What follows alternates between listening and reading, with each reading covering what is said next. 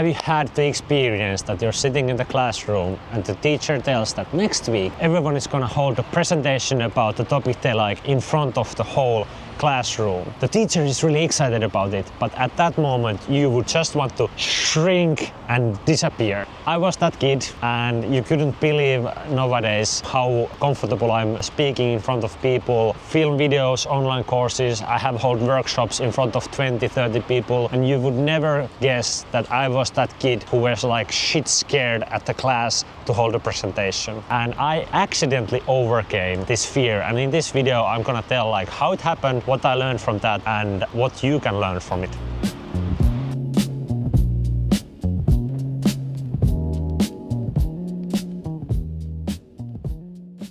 One time I was so frozen while I had to give a presentation in front of the class. I always just was looking at my paper, reading straight from that, never making eye contact with anything, being just a robot talking. But once I read the same paper twice, and I had no clue. I was so frozen that I didn't even know what I was doing. I was just reading from the paper, just wanting to be over with the presentation. And this happened all the way from the first grade in school until the 9th grade in school. But then something happened. Well, I need to tell a little bit background. So in Finland, in the Lutheran church or Lutheran religion, we have these summer camps. I went after my summer camp as a supervisor. So there were kids who were 1 year younger than me, who were in the same school, and now I was being the supervisor over them, like the authority. And of course you can like guess like it wasn't easy and it wasn't enjoyable. And when I was on the camp, I was just like, what the hell was I thinking that I like put myself into this situation? But what happened there was that when we practiced those things, it forced me to at parts talk with people and be in front of people. It felt so uncomfortable. You were like, you had no other choice than to be in that role, talk to them, try to be the author. Everyone's paying attention to you. And then this one time, there was this sketch where my role was to play woman. So I had the wig and like skirt and everything. Then when I started to talk during that sketch and I have like lower voice, everyone bursted out laughing. But I was just like inside me like so nervous and like everyone is laughing and I'm here. And somehow I pulled through it. I don't know how, but I felt that that was like this anxiety experience. And then I noticed that I didn't die. I survived it. So after that, everything else in comparison felt a bit easier. After that, when I went to the first grade of high school, I needed to hold a presentation about the book. I didn't even read the full book, but I had seen the movie a couple of times. And I remember being so nervous. I was like, this is the worst thing that can happen. There's the school having to hold the presentation. It happens usually like once a year, but it's the first day. And then I go there in front of the class. I noticed that I was able to look up from my papers at least like a few times, sometimes. And I was just like,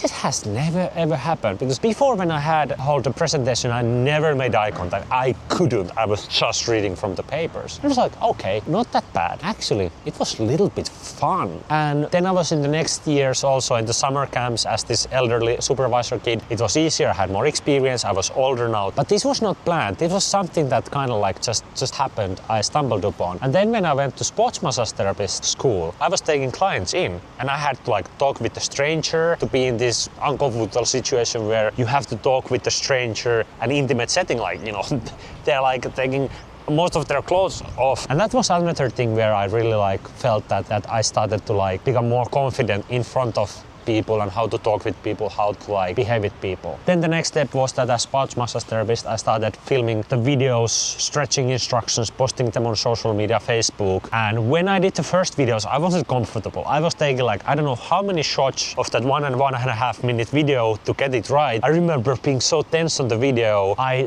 memorized the script from word to word. And like now when I look back the worst videos I made, I was like, oh my God, I'm not relaxed at all. I'm just reading the exact word script I had. Nowadays I'm much more relaxed. But these are all step-by-step things that happened throughout the years. And I did not have a plan to overcome the fear of public speaking or being in front of people, but it happened little by little.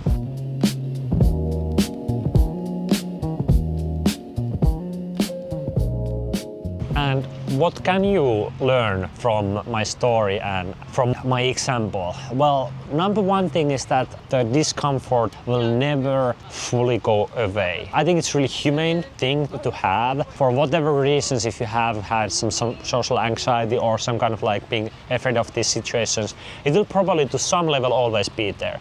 But it will get smaller, then even though you are nervous to some level, you have also reasons to be excited about that. Think it as like decreasing thing where it doesn't bother you anymore. Good example, American female singer who was really anxious and socially anxious person as teenage. They ended up being like huge pop star. They said in some interview that every time they go on stage on a big concert, they puke before the concert. They're so nervous, their whole nervous system is just like totally like freaking out. But they still do it.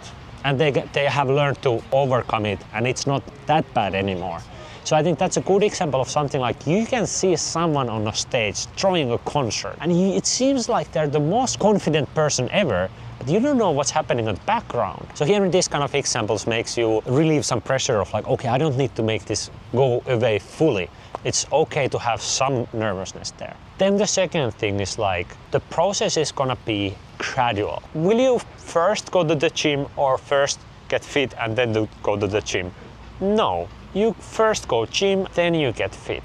So same thing is like you have to somehow expose yourself to situations where you experience these things. You start to get these experiences of like, oh, I didn't die. And then the next thing is, well, how do you do it? How do you go from maybe like being fully frozen in this moment to being able to start to bring the nervousness and anxiety down? I would start by like figuring out what's the minimum dose you can handle. Example, if going in front of 100 people would feel uncomfortable, could you do something in front of 2-3 people? What is the situation, let's say workplace or school, where you are okay being there, but you're not fully comfortable and you could expose yourself a little bit more to the discomfort to learn from it? So practical example, if you are weekly on a group video call and usually you don't say anything unless someone specifically asks from you, you can make it your goal that once someone asks and I have to speak, I try to speak a little bit more. Instead of saying one sentence answer, I'll try to talk a little bit more.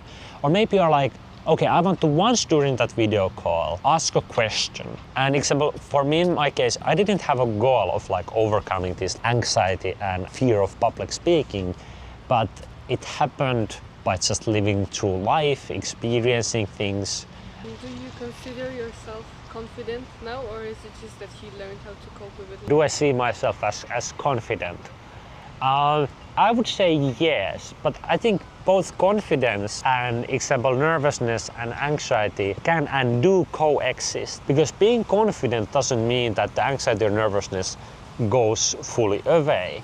And I don't think you need to fully get rid of nervousness or anxiety to become confident. And I think that's maybe this assumption that we easily make, that to get to this place, I need to get rid of this fully. Where you can learn more of this thing, learn these skills, learn to be confident, but there can still be some level of these negative things. When I think like every people who have been talking about how they have become confident, how they have like grown to being able to be in front of people, I don't remember anyone saying like that they wouldn't be nervous at all, or they would not feel any negative things related to that at all. It's been more like things like it doesn't bother so much anymore. They have learned to also enjoy it. They have just like learned to cope with those side of things. So it's kind of accepting like not everything's not perfect. Okay, so coming asked like, do you need to like pretend to be confident to get going? So there's this saying like, fake it until you make it. It's not always a helpful thing, but it has a seed of truth in it. Will you first need to be confident to do a thing, or do things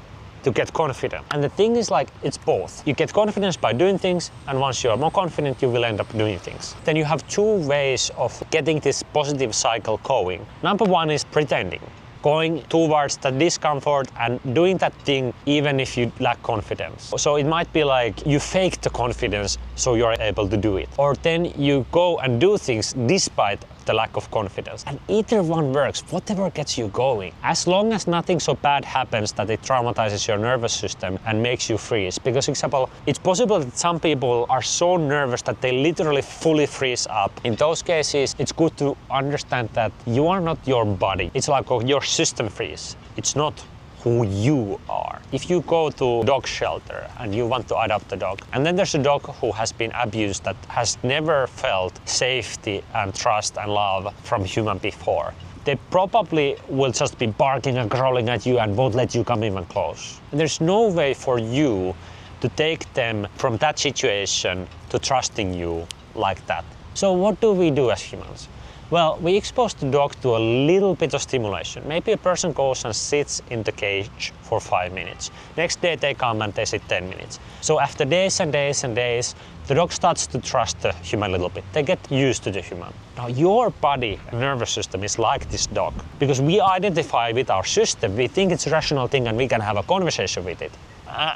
We cannot have a rational conversation with it. So if the situation is that bad that there comes this whole like freezing thing, then you need to start from really small doses and start to retrain the system to loosen up, and that's not gonna happen overnight. It takes some training and it takes some time, just like building some muscle, building some running fitness. No matter how much effort you want to put into it right now, you won't turn overnight to a marathoner. What is for you the one practical thing you can do this week to expose yourself a little bit to public speaking in a setting where you don't expose yourself to the possibility of being traumatized?